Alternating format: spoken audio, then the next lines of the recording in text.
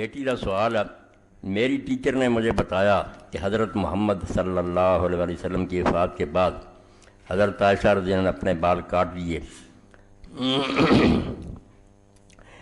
Teacher نے جڑی گل بتائی نا ایک دراد بری دی ہے، وفات کا کولوں لفظ بنا لیا کہ رسول اللہ کی وفات تو بعد بال کٹے۔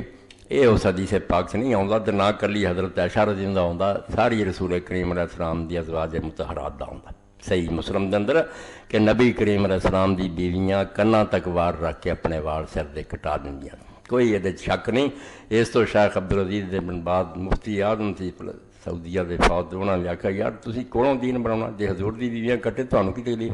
بے پردگی حرام، کٹے ہون یا پورے ہون دکھاؤں دے پھرنا حرام ہے۔ کٹے دا کوئی نہیں روک سکتا، جدو اللہ دے رسول دی بیویاں کٹاؤندیاں تسی کہاں پابندی لا سکتے؟ صحیح حدیث پاک اس تو امام نبوی فرماؤں دے۔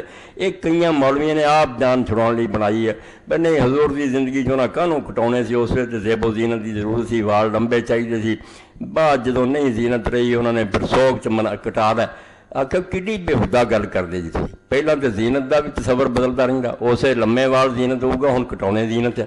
دوجا ہے بھی رسول اللہ صلی اللہ علیہ وسلم تو بعد جائز منتے جے ہن بھی کسی دا خاوند فوت سے کٹا لیا کرے، چلو تہاڈی گل تے آ جانے پھر ٹھیک ہے، جہاں مر جا کے کٹا لے، نہیں تسی جانتے ہر ویلے حرام ہے۔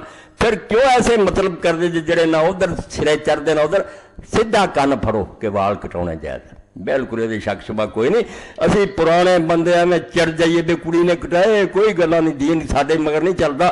صحیح حدیث پاک ہے مسلم شریف دی کہ رسول کریم کی بیویاں، ایک دی گل نہیں، ساریاں جڑیاں کل وفرا کرنا تک رہندے سی کٹاؤندیاں۔